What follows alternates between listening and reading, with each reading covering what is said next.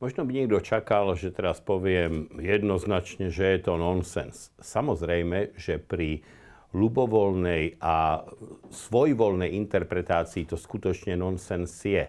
Gumový paragraf nikdy nie je na mieste. Veci majú byť veľmi presne vymedzené, aký druh porušenia, čo musí sa stať, aby sa také niečo ako sankcia využilo.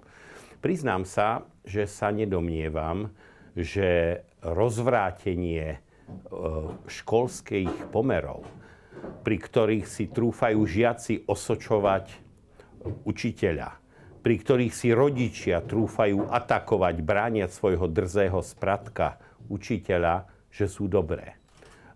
Učiteľské povolanie sa zrejme s časmi, keď som do školy chodil ja, stalo oveľa rizikovejším, oveľa náročnejším. V mojich časoch chodili do školy deti v zásade vychované. A tlak tých vychovanejších detí na tých zopár, ktoré pochádzali možno z asociálneho prostredia, bol dosť veľký. Učitelia mali ľahšiu situáciu. Nemyslím si, že cesta, ktorou sme sa vydali, a tou sa vydali nielen deti v školách, ale celá spoločnosť, že každý pozná len svoje práva, ale málo kto pozná svoju zodpovednosť, že je dobrou cestou.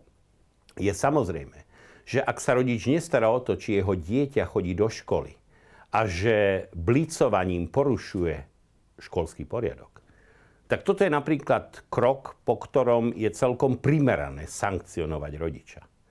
Samozrejme otázka, že či make-up, krátka sukňa, holé ramená, výstrih je dôvodom na sankcionovanie, je príliš nezovretá pravidlom a príliš voľne interpretovateľná, aby to dávalo zmysel.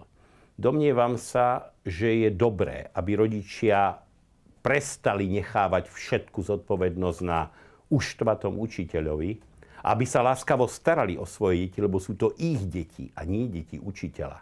Škola nie je úschovňa nevychovaných detí, ktorí doma môžu všetko a dovolujú si to aj v škole, ale sankcia za porušenie musí mať jasné pravidlá.